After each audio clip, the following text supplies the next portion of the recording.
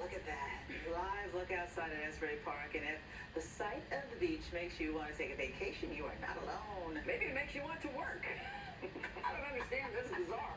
More and more people are combining work from home and a trip in a new trend called quiet vacationing. I'm going to call it loud working. I don't understand it. Anyway, here's ABC's Will Gantz. Is your current work location? But your company doesn't know about it? Shh, we're quiet vacationing. You just gotta keep living, man.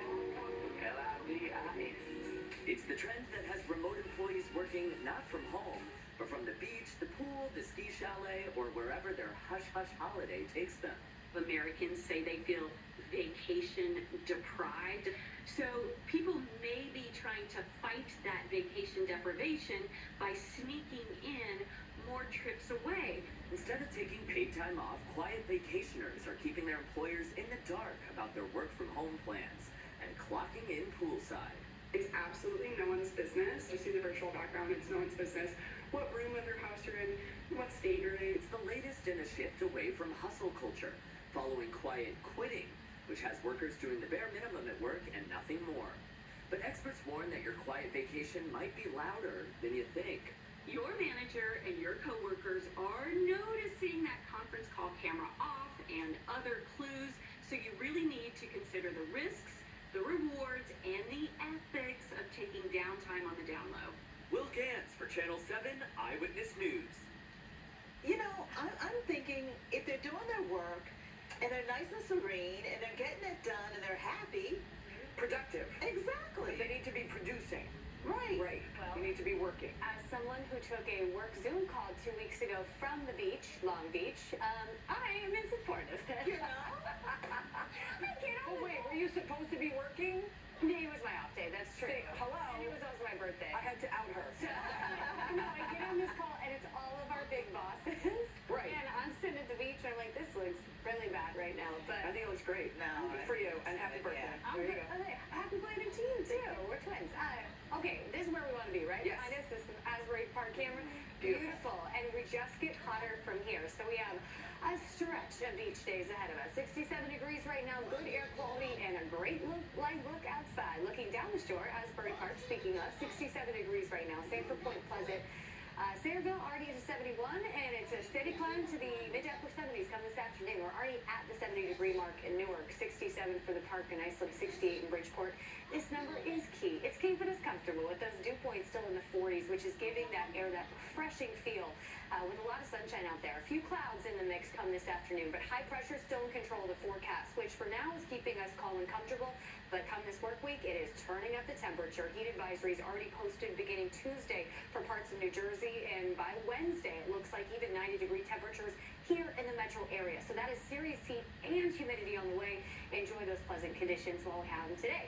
Our highs make their way to the mid to upper 70s, a touch below normal and a touch below yesterday, but still quite pleasant considering the sunny skies, the low humidity, and the light breeze. Some spots inland will make that 80-degree mark today. After sunset, we'll drop to the 60s with lows in the 50s and 60s ahead of sunrise tomorrow morning. And from there, that's when we start to notice the difference. Our highs tomorrow noticeably warmer as the heating trend begins.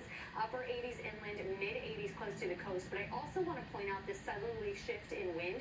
That will help to pump back in that humidity. So even a slight uptick in humidity as early as tonight, by Monday a little more humid by Tuesday, that's when we're flirting with that oppressive humidity mark as our highs climb. So it's never good to see peak heating and peak humidity at the same time. It's why this heating trend and this potential heat wave is something to take really seriously. When you have actual air temperature low to mid 90s, more than 10 above normal, with that oppressive humidity, it means our heat index values, or what your body's actually reading it as being, will be closer to triple digits. So that is the kind of heat that you got to take seriously. That begins middle of next week through this coming weekend. It's another reason why you got to take today seriously and get outside and enjoy it. Mid to upper 70 should be a spectacular day for all of those Father's Day plans.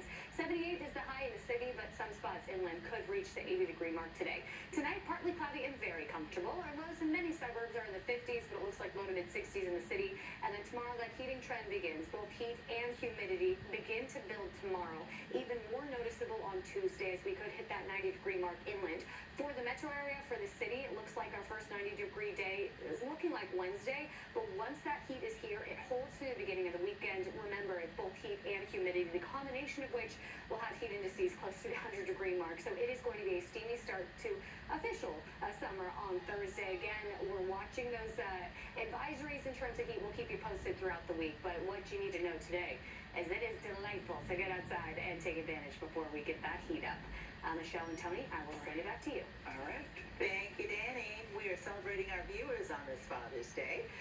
This photo was sent in by Amanda in Queens. She says, "Happy Father's Day, Daddy." So sweet. Alan is honoring his father, Myron. They're from Springfield, New Jersey. Alan calls his father a pillar of strength for the family. Happy Father's Day. With less than 2 weeks until the debate, the campaigns heat up. Now this morning, the new 538 election forecast reveals who has the upper hand on ABC's This Week. Join us for This Week this morning starting at 10 right here on ABC.